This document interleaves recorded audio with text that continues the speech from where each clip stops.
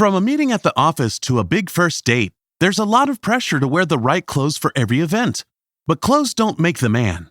So why stuff your closet with things that only work for some situations?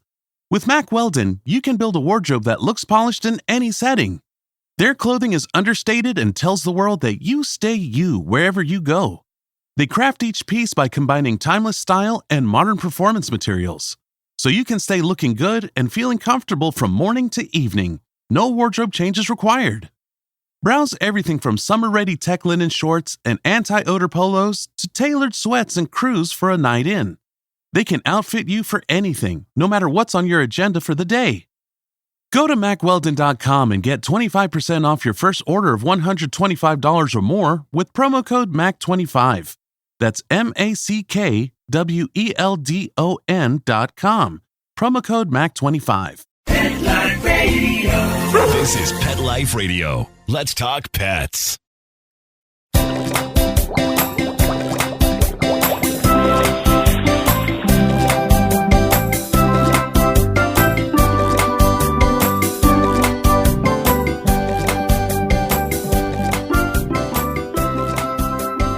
Welcome to Aquariumania.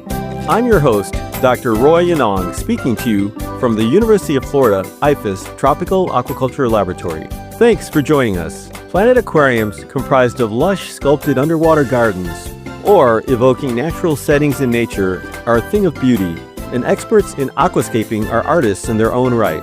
My guest today, Chantz Cramer, a longtime hobbyist and award winner in competitive aquascaping, has inspired many hobbyists with his beautiful aquaria. Join us as Chantz shares his journey from hobbyist to aquascaping expert and educator. We'll be right back after these messages. You know the expression, cats have 9 lives. Well, what if you can give them one more?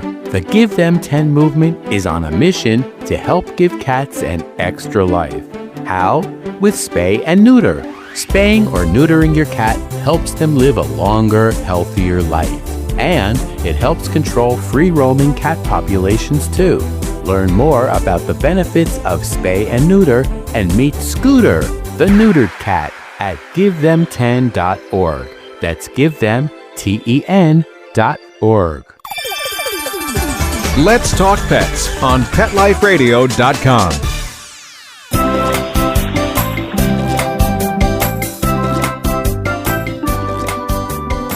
Welcome back to Aquariumania on Pet Life Radio.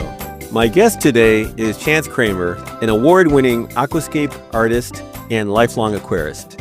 So, Chantz, I always like to start these podcasts with kind of a little bit of a personal investigation into your early years. How did you first become interested in fish, nature, and aquaria? Well, first, thanks for having me on. Basically, my whole life has been kind of derived from nature. I grew up in a very rural area in the woods of Loxahatchee, Florida. So, I mean, I spent a lot of time outside. I spent a lot of time in swamps, just kind of being one with what was out there. So, I mean, nature I was always brought up with, spent a lot of time on boats and stuff like that. Aquariums came into my life when my mom actually, she got a goldfish tank, and I kind of just got infatuated with the aquariums and stuff like that. And then my own personal aquariums, I found a turtle while I was jogging. This is kind of like what really got me deep into it. I found a turtle while I was jogging one day. I was like 15, 16, and I took it home and got him his own little tank, set him up, and started putting plants in there with him because I read turtles like to eat plants. So I went to Petco, bought some cheap plants, threw them in there, and he devoured them. I went back and I bought more, and I planted them down this time, and he didn't eat them, and they started to grow. But I noticed as they grew, their whole morphology changed. Everything about them, the way they looked originally to the way they look now, and that interested me a lot. So that really started my deep dive into plants and the whole aquarium world. Is just watching that change that happens, that transformation from immersed aquatics to submerged aquatics. And that really caught my interest. Cool. So you started out by having something eating your plants before you realized that you could actually let them grow and kind of... Oh, yeah. Yeah. And and spent a lot of years learning what eats the plants. That's funny. So so you mentioned that was your very first tank. What was your maybe first fish tank? Did you have fish tanks after that? Yeah, like shortly after I got the turtle, once I noticed that the plants were growing, I got the turtle a bigger enclosure and moved him out. And then I just decided I was going to keep a bunch of different plants. So I went back and I bought a whole bunch of different plants and a few fish. I think my first like personal fish were actually Oscars, which leads into another fish that eats plants. So I got some Oscars, and they were in there with my plants for a while, and they were peaceful, and eventually they shredded them up, and then it just evolved from there. I went from them to gouramis to tetras, and everything in between. So I guess you're obviously doing incredible things with plants. So do you still have a fish room, or do you just mainly do plants, or you kind of have combo? What's your sort of current setup? I do both. So I work full time at my fiance's fish store, Bad Fish Tropical Fish. So I'm actually, as we're doing this right now, I'm surrounded by probably like 5,000 gallons worth of tanks. And then at my home, I have a whole gallery set up where I keep all my works, my aquascapes and such. And then I have a little rack for breeding. Breeding used to be my priority, early hobby, and now it's shifted more towards the art and aquatic plants. And I also have greenhouses that I grow these guys, the plants, and I grow them immersed in greenhouses as well. Kind of all in. No, that's great. So before we get into the weeds on aquatic plants and aquascaping, just a few more questions. How did you get interested in kind of the business end of it? And also, you talked a little bit about your early kind of forays into aquascaping. How did you kind of get into the whole aquascaping and then competitive aquascaping as well?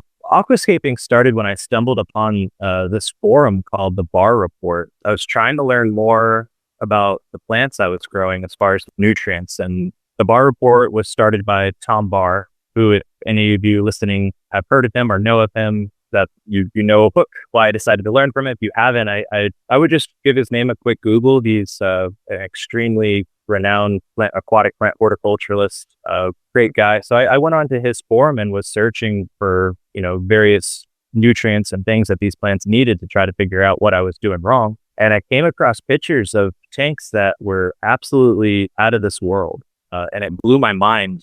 I got immediately infatuated with the contrast and the depth and everything along those lines. That just unlocked something in my brain, and pretty much from that moment forward, my focus just dove into design and aquascaping and more of an art than the hobby end of it. I went more towards the art and science end and spent a lot of time there. But it was really just researching and finding and stumbling across these absolutely amazing tanks from artists out of Japan and out of Korea and out of Europe, various places in Europe. And that's what really got me hooked on it. So how did you kind of get into the business end? And I'm assuming like you weren't doing aquarium sort of things before your major interest. No, I'm a computer nerd.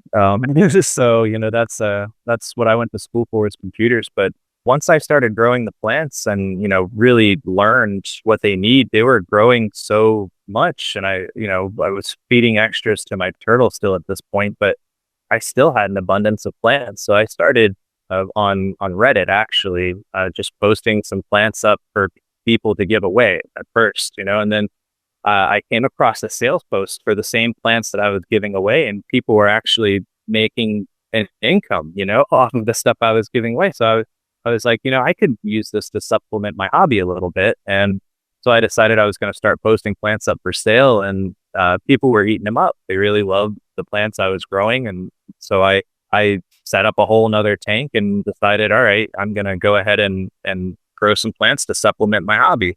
Probably 6 months after that, I noticed that some of the plants were growing out of the top of my aquarium. And again, their morphology has completely changed. They're now back into their immersed state. So that triggered that tease in my brain again to get me to want to grow these aquatics on land. So I got a greenhouse and started learning all that fun stuff. And before you know it, I had a whole, that one was a smaller, like 10 by 15 greenhouse, completely blown out with aquatics. So I started a fictitious name, a business, and started, selling plants online and through Facebook and other social media outlets. And became a very good supplement to my hobby. And I kind of just ran with that.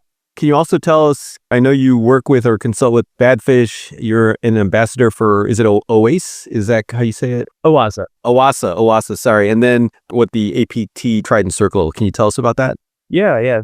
So with Badfish, I got involved with them. I was commissioned to do a paludarium in the store by the owner, Alexa. And we had spoken a few times before at shows, and I've been into her store prior to that. And we kind of hit it off and just had a chemistry and started talking a lot. And then I kind of always liked the fish store scene and stuff. So I transitioned to in here after, shortly after we started dating, and I started aquascaping tanks and bringing plants in and stuff like that. And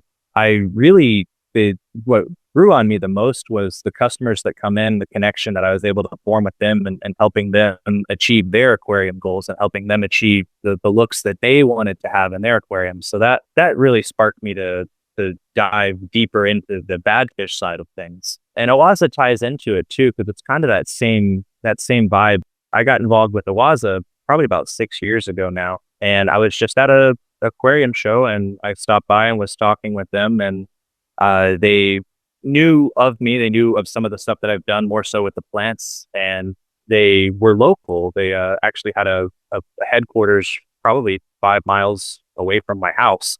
So they invited me over to scape a tank in their gallery that they had there. And the scape I did really impressed them. And they offered me kind of like a creative media partner position at first. And then it kind of transitioned into a full brand ambassador as of late. Yeah. And with APT, the Trident Circle member, that's kind of like a recognition that the owner, Xiaosheng Wang or Dennis Wang, kind of puts out there for aquarists, that he likes the quality of the stuff that they do, their work, the way they grow their plants. And he kind of puts that offer out there for folks to be, I guess, brand ambassadors for his brand, as he calls it, a Trident Circle member. And basically, all I do for all of these companies is educate various clients on ways that they can achieve their goals and show them that these products that I work with Owaza and with APT and the plants and fish from Badfish in general as well will make their lives easier in this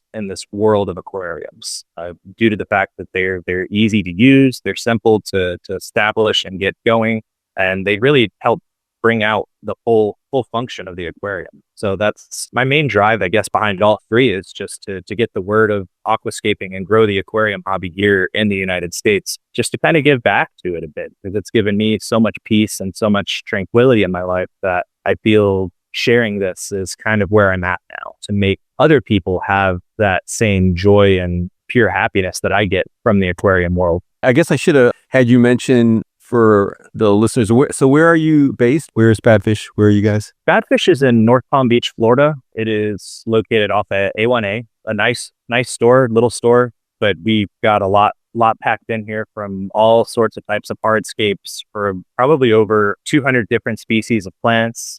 I can't even begin to count the amount of species of fish we keep in here, but it's a very, very nice store in North Palm Beach, Florida. Okay, great. Thanks. So with that background, we should probably dive into the plants now.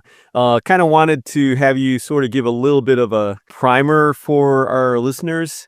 I know, and I've had some planet tanks, which, you probably would have maybe smiled at. I was just happy that the plants survived. But can you kind of go into maybe some of the a little bit of intro to the major groups? I think I mentioned to you, or that I've had cryptocorynes and anubias, which are pretty hardy. But if you can kind of talk briefly about some of the major groups of aquatic plants, and also I think in some, when I listen to some of your talks that you have online, you talk about macrophages as well. Can you address some of that?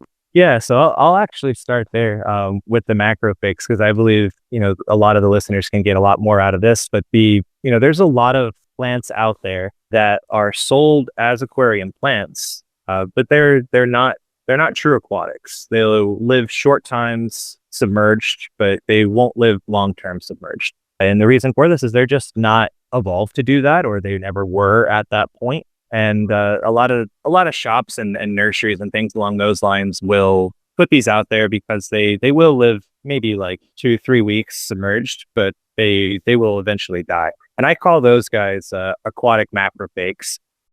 As a business owner, tenacity builds success, but growth can outpace shipping operations fast. With ShipStation, you can create automations and always see the lowest rates for every shipment, so you have more time and money to reinvest into your business. That's why businesses who use ShipStation grow 3 times faster on average. ShipStation does more than keep up with your business. It propels it forward. Start your 60-day free trial at ShipStation.com, code AUDIO. You just realized your business needed to hire someone yesterday. How can you find amazing candidates fast? Easy. Just use Indeed. Stop struggling to get your job post seen on other job sites. With Indeed sponsored jobs, your post jumps to the top of the page for your relevant candidates, so you can reach the people you want faster. According to Indeed data, sponsored jobs posted directly on Indeed have 45% more applications than non-sponsored jobs. Don't wait any longer. Speed up your hiring right now with Indeed. And listeners of this show will get a $75 sponsored job credit to get your jobs more visibility at Indeed.com/kidsandfamily. Just go to Indeed.com/kidsandfamily right now and support our show by saying you heard about Indeed on this podcast. Terms and conditions apply. Hiring? Indeed is all you need. Mainly just for that. They're sold as aquatics, but they're not. But what I found is for every aquatic macrophage that there is, one of them being called purple waffle. You guys can Google it if you want.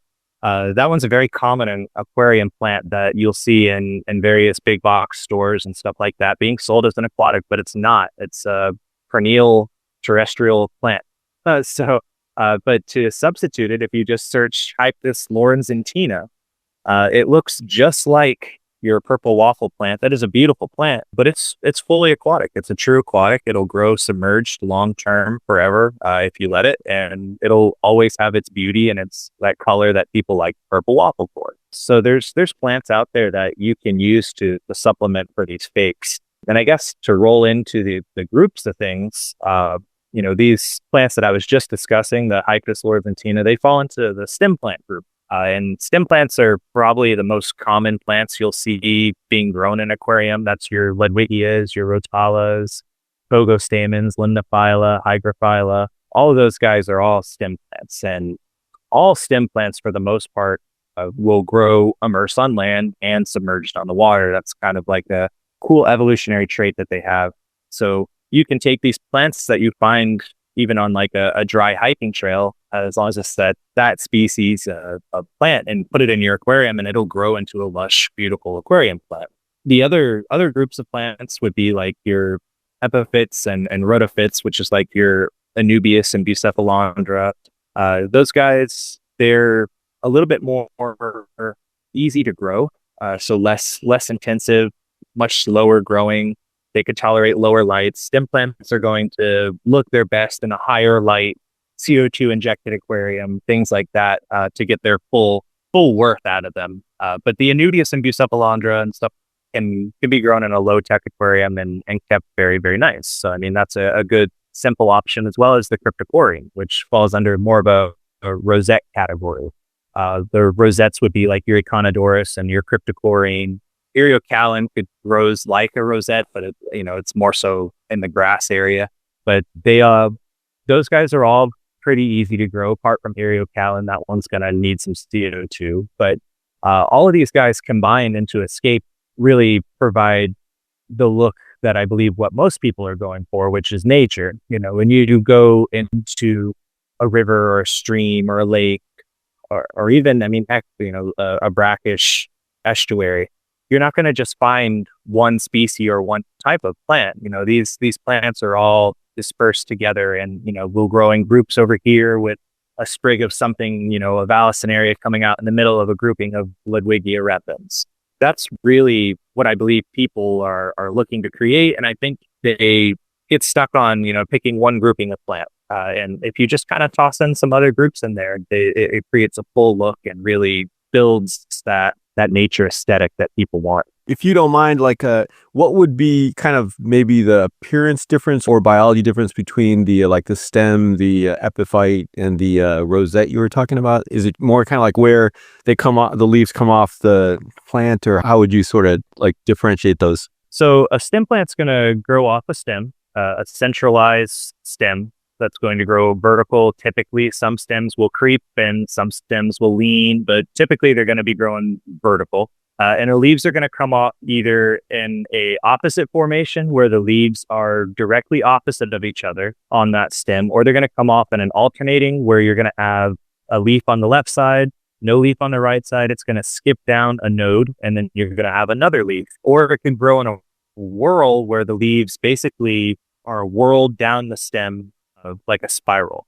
And those are the primary growth patterns of a stem plant. And they all, as I mentioned, nodes and stuff like that. All the leaves are going to be coming from a node, which is a part on the stem that contains all the meristem DNA and all that fun stuff to allow the plant to grow.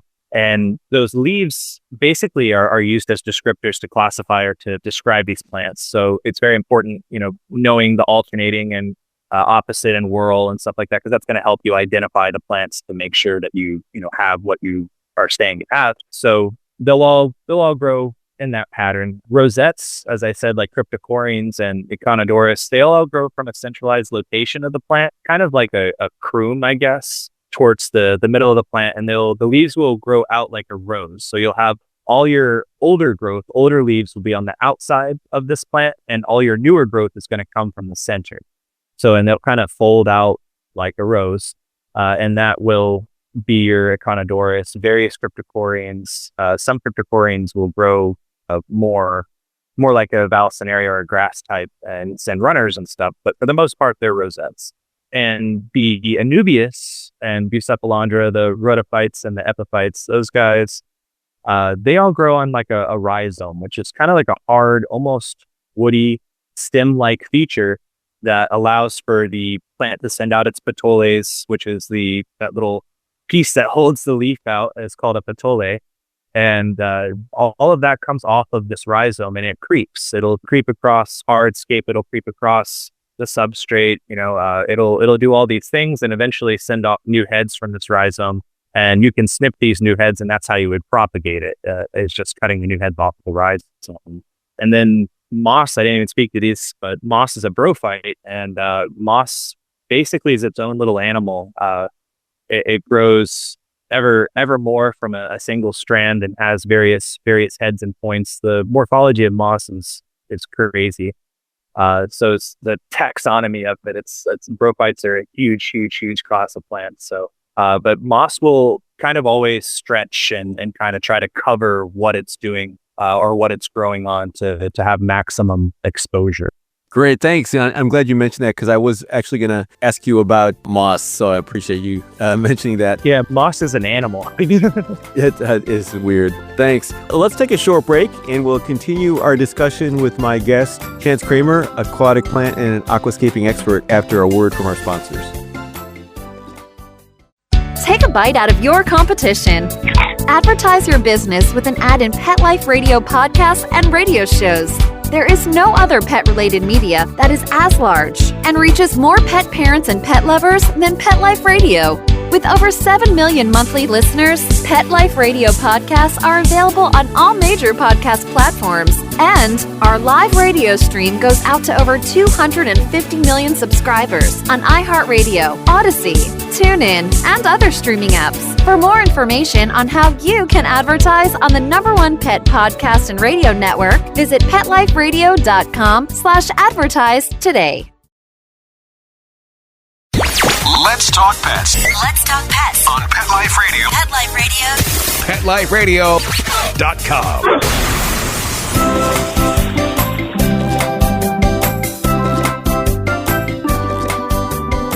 We're back and continuing our discussion of aquatic plants and aquascaping with my guest, Chantz Cramer, aquascaping expert.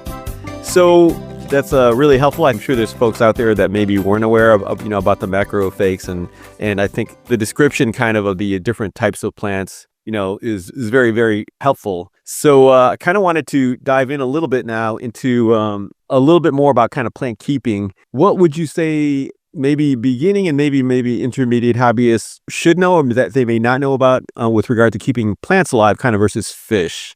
What would be some of your tips? This is my absolute favorite topic. So the number one thing that I think anybody, whatever their level of being in the aquarium world is, CO2 is your best friend when it comes to plants, regardless if you're a beginner or you've been doing this for decades. If you want the best out of your plants, you need to start running pressurized CO2.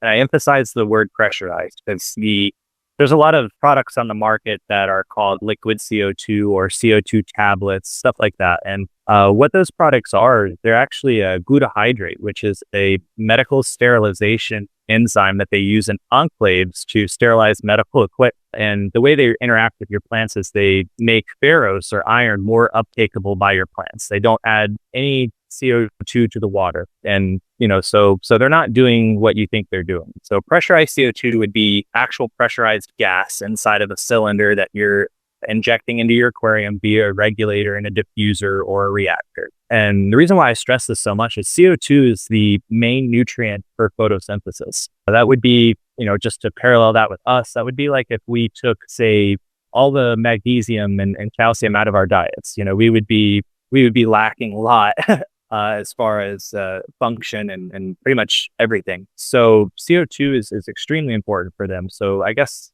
my biggest push is to dive into it. If you're starting your first planted aquarium, if you start with CO2, it's no different than, when you first learn how to ride a bike and you take your training wheels off. Like, it's just a one more little thing that you have to just quickly learn. And there's not much to it. It's, for the most part, set it and forget it. But that's a whole nother conversation. And then the second would be fertilizers. A lot of people want to believe that their plants are going to live off of fish poop. And that they're just going to sit there and do the thing and grow happy and healthy because their fish are in there and they're feeding their fish and their fish are creating waste. Fish waste provides, one or two nutrients to these plants. And there's overall 16 micro and macronutrients that a plant needs to properly grow. So, you're getting phosphate and you're getting nitrate from your fish and your poop. So there's 14 others that you're missing.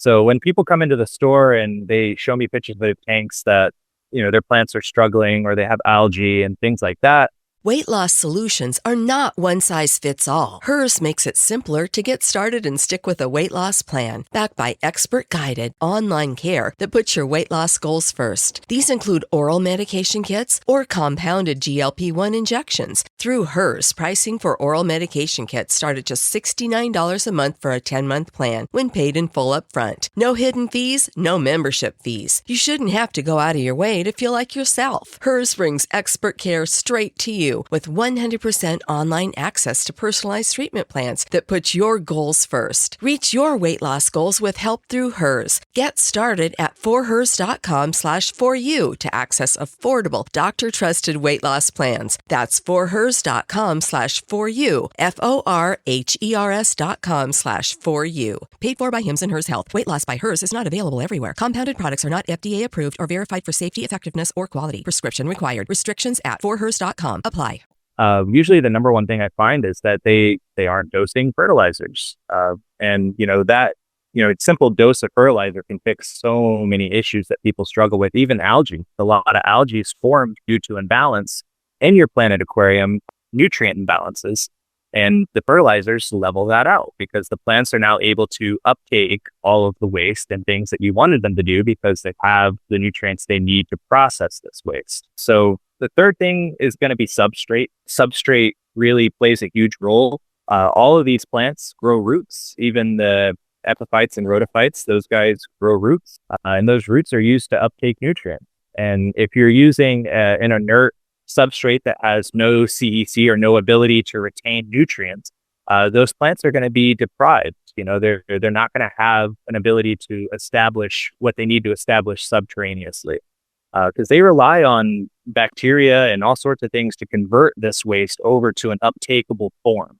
So if those bacteria aren't present, they're not going to be able to uptake the waste. And those bacteria form best in deeper layers of soils. So aqua soils are really what I would promote for people who want to have successful planted aquariums. You can grow sand, and there are people out there who have plenty of success in growing in sand and such, but they're supplementing a lot with root tabs and things like that, or really dosing the column heavy with fertilizer. So the plants are getting their nutrients through precipitants falling into the substrate and such like that. But so, I mean, if you want an easier route, substrate would be aqua soil because it has the nutrients, it can retain nutrients, and it also absorbs nutrients. So, there's no reason to start with a handicap. Just, set the tank up with the aqua soil, use a good fertilizer. I recommend APT because it's complete, has everything you need in it as far as micro and macronutrients, and get gas going, crank some gas into the aquarium. It's beneficial all around. As far as people worrying about killing their fish and stuff, I mean, start low. You'll start low and observe. This is an observational hobby. Observe your fish, observe your plants. If your fish are gasping, lower the gas. If your plants aren't curling or they're not reacting, up the gas. So, I mean, it's just an observational based hobby. There is science behind it. You can get into it if you want, but really just noticing and paying attention to your environment is key.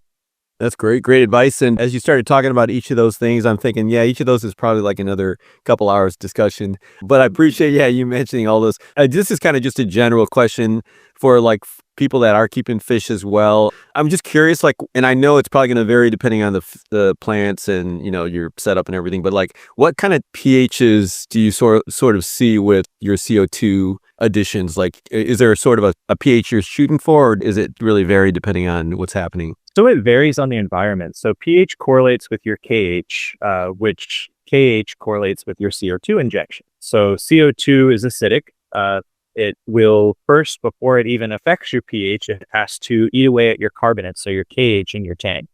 So if you have a very, very high KH, say like 7 would be high in my world, and in some people's worlds it's not. But if you have like a KH of 7 and you're injecting gas, you're going to need to inject more gas into your aquarium to start to get that pH to drop. And I use pH drop, or the actual pH dropping, as an indicator that my environment has the CO2 in it. It's working. It's in there. It's doing its thing. It's eating the carbonates. Therefore, now it's affecting the pH, which means it's now dissolving into my environment. So I run some of my tanks at like a pH of 5. That would be like somewhat of a low point, but a lot of the fish I used to breed, including discus, apistogramma, rummy nose, cardinal tetras, all these fish I used to breed. Some of them don't prompt into spawning until like a 4.5 pH. So it's mainly about, again, your starting environment and where you go from there with what fish you choose. Okay. So, I think you kind of talked about it a little bit already, but with regard to what about like lighting and other parameters, what would people be thinking about? So lighting's going to correlate heavily into the colors you're going to kick out. So if you're looking for that bright reds, the bright pinks and stuff like that you see, you're going to need, higher light. The light reacts with the plant. Basically, the plant will displace its chlorophyll inside of itself to prevent itself from being burned, because most lights are real heavy in the green spectrum or the white spectrum, which is absorbed heavily by, they're heavy in the blue spectrum and red spectrum, and the white spectrum, which is absorbed heavily by green. So to prevent themselves from burning, they'll displace their chlorophyll and they'll make these colors. Lighting affects the color of the plants and as also their growth pattern. If you have a higher light or a stronger light on your aquarium, you're going to get tighter, more dense growth, less stretching on the inner nodes. So you'll get nice compact plants. Whereas if you have, not so powerful of a light or not so intense of a light, they're going to stretch. The aquatic plant's goal, really, I tell this to a lot of people, is to get out of the aquarium. They want to get out of the aquarium, out into the air where there's unlimited CO2, no limiting factors, no light degradation due to the water. They know this, and they know that there's more better things for them outside of the water. So by providing them ample light under the water, you're almost tricking them into believing, with the correlation of CO2, that they have what they need. They don't need to stretch. They don't need to do this. So lighting will play a big role in keeping your plants compact, keeping them colorful, all of that. And you can go the wrong way with it and blast it with too much light and even start to sunburn your red plants and stuff. So there's definitely a happy medium there. I primarily run weak aqua lights on aquascapes and stuff like that, mainly because every spectrum on that light is controllable. I can adjust the intensity of every color spectrum and manufacture the look that I want, as well as the intensity that I want, which helps me make the fish look better, and it helps make the plants look better and keeps the environment stable.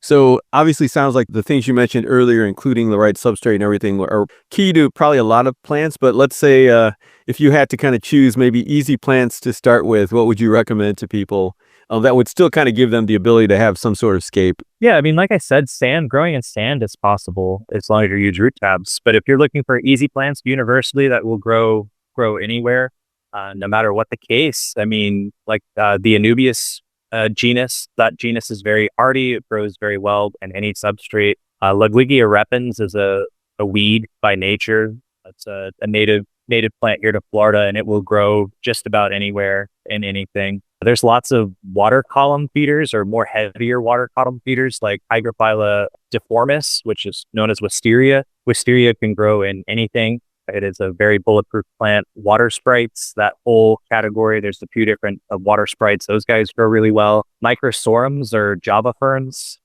It's another very easy plant, can grow epiphytically or can grow on the substrate. CO2 is not really a high demand for it. It can grow pretty well without it and in any kind of substrate.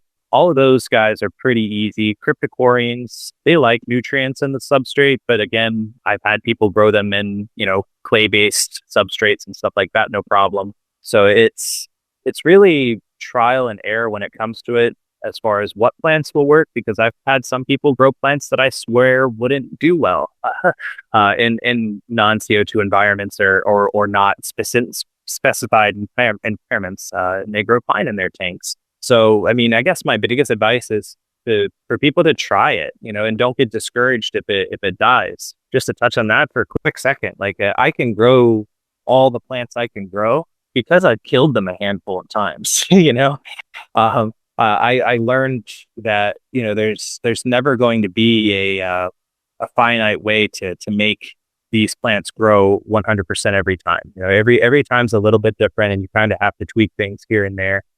With everything, with every tank I set up, because the rocks are going to affect the chemistry. So you have to tweak something here or there. So my biggest advice to people looking for easy plants is to just try what you like. And there's always something similar. If you failed with that plant, you could try a plant that looks just like it. That's probably going to be incrementally easier. But that failure has led to a lot of success. They're more so learning opportunities than failures. Great advice. So let's talk a little bit now about the kind of the next level. Can you explain what aquascaping is, and maybe whatever the major groups of aquascape are? If you can kind of describe these for folks. For sure. Aquascaping is an art. Aquascaping is art. There's not a better way to describe it. It is living art. It's ever evolving. Every day it's different. You see these photographs online of competition tanks. That's literally a split second in time for that aquarium.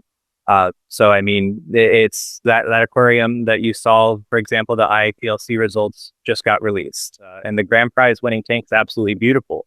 And today it looks probably even better than it did in the photograph that it was taken a week ago. Something you saw on Instagram, you see a nice, and, the artist, when they're creating this, they're not necessarily trying to replicate the whole scene or replicate, an environment. More so trying to put forth the inspiration that they felt from this scene or from this actual piece of nature into their aquarium to inspire the artist or to inspire the viewer to feel the same way that the artist felt when they were looking at this piece of nature. That would be naturescapes in a nutshell. The next would be iwagumi, and iwagumi is probably one of the more strict guidelines or more strict rules for the iwagumi tank. It has a set number of stones, and each stone is represented by a name, and that name has a meaning in Japanese. And those stones have various characteristics that basically decide where they're being placed in said aquarium. So I mean, your larger stone, your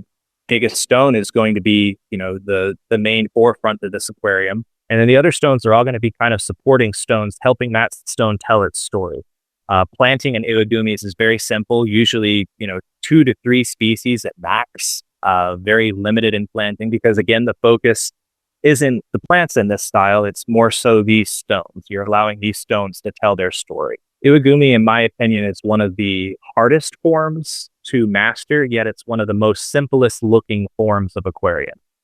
It is a beautiful, beautiful style.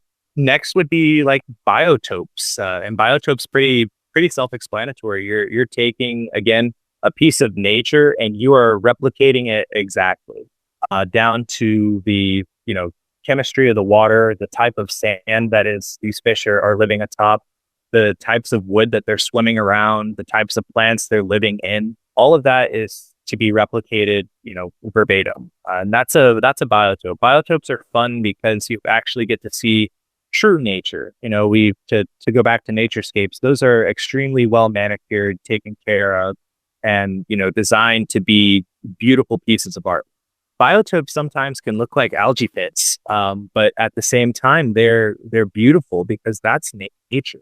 I spent a lot of time snorkeling various freshwater rivers and even went into a few canals in my life. And I can tell you that algae is a part of it. Algae is nature. A lot of fish rely on algae for a diet. So when you see biotopes and you see them covered in algae and you think, oh, no, that's beautiful. It's art. It is literally what has been designed out in nature by whatever greater power did what they did. So, I mean, biotopes are special to me for that reason, just because of how true nature they are. And then you get into, even more manicured world in the aquariums, which would be Dutch style aquariums. And Dutch style aquariums are, if you could imagine like a Dutch tulip garden or something along those lines, how manicured and the lines and separation between the various species of plants, all that correlates into Dutch aquascaping as well. With Dutch aquascaping, there's very strict rules. So like, let's say you have a 90 centimeter tank. The biggest rule is that you have one plant species per 10 centimeters of tank space or tank width. So in a 90 centimeter tank, you can have 9 species of plants, and they allow you to have 2 extra as kind of like curtain plants and stuff like that. So probably get away with 11, but you have to create a lot of contrast and depth with these 11 or 9 species of plants in this 90 centimeter aquarium. So the layout becomes a bit tricky. You have to know the growth patterns of these plants because some plants are going to grow like weeds and some plants are going to grow very slow. So when it comes to your horticultural skills and trimming and stuff like that, you really have to be on top of it and know these plants. You have to do a lot of research on them and stuff to realize that, plant A is going to grow 3 inches a week. Plant B is only going to grow an inch. So you have to account for that when you want to take your final photo as far as when these plants are going to be all at their peaks and all looking their best. Dutch to me is my absolute favorite style of aquarium, mainly because of the way you have to work with the plants. You can't really rail against them in that. You'll be able to tell at the end of it that you worked against them instead of with them. And then there's the newest one is garden style, which is kind of like a modified Dutch. This is something that came about in the last few years that was born out of collectoritis. Honestly, it's really kind of like a beautiful painting of aquatic plants. There's no rules as far as placement. There's no rules as far as species limit, anything like that. And they look absolutely beautiful. Those are the tanks that you see most primarily, I believe, on Instagram, if you're scrolling through any kind of aquascaping feed. And that's because of the colors. The colors in these plants are absolutely astounding that they're able to pull through in garden style aquascapes. And it's, in my opinion, another mastery of the aquatic world with garden style scapes emerging as popular as they are. Actually, I knew a couple of those, but I didn't, I wasn't familiar with all of those. That's quite a few different kind of approaches. Since we're running out of time, and I could go on for another hour or two, obviously, or more with you, can you tell us your favorite win about the competition in a couple minutes? Yeah, so my favorite win actually was at Aquascaping in Orlando, I believe in 2019, either 2019 or 2020. No, it was 19 because they didn't have it in 20. 2019, I was working with Grant Eater and Brian Covney, and Shelby K. And it was awesome job working as a team, honestly. Like we just all had a role in doing what we were doing, and the scape came together so well. And still to this day, I feel like that scape that we did is one of my favorite scapes that I had a hand in. And it just felt so good. It was really like one of my first like big competition wins, and totally wasn't expecting it. So it came out of nowhere, and it felt really, really good to have that. And I guess like the biggest thing that made it special to me was all the people, because it was a live event. We had crowds of people around us watching us build this scape, asking us questions, getting inspired, videotaping us, filming us, everything. And after the show, after we had won, my inbox on Instagram and Facebook had multiple messages in it thanking me for the inspiration, thanking me for taking the time to show them various techniques that we were using on the Aquascape, telling me how I inspired them to up their game or inspired them even to start their first Aquascape. And, I'm getting a little emotional even thinking about it, but that's like why I do what I do. That is it. That is it. The inspiration and bringing people into this hobby and showing them what's possible in the aquarium world, and sharing the love for this hobby and the respect that it has and that I have for it. Sorry, getting teared up a little bit. Oh, no, it's beautiful. Yeah, I'll have to look that up, or you'll have to send me the pictures. And I know a couple of those folks. I mean, I've had Grant on, and so I assume you had a lot of shrimp or some shrimp in the tank if Grant was involved. Yeah. So, yeah, it's cool. Yeah, we dumped like 150 cherry reds in there. It was awesome watching them do their shrimp stuff, skirt around the tank and all that. It added so much life to the aquarium. Yeah, that's beautiful. Well, again, we'll definitely have to have you on again, and we'll talk more about aquascaping and maybe get a little bit more even into the competitions. But we are out of time, unfortunately. I want to thank our guest, Chantz Cramer, and our producer, Mark Winter, for making this show possible. So, Chantz, do you have any words of wisdom or final thoughts? Yeah, don't get discouraged by failure in this hobby. Every failure in one aquarium is, the key to success in your next aquarium. Look at everything as a learning experience as opposed to a failure, and crank the gas. Get the CO2 going. You want to be successful with aquatic plants. If you want to have an aquascape that looks like an IAPLC, top 100 tank, the key to this is CO2. I can't stress that enough. Your best friend in this world. Just dive right into it and crank that gas. I can't say that enough. Okay, great. Well, thanks. Well, please be sure to check out Chantz's web links. Chantz will make sure we got all your web links found on his Aquariumania episode page.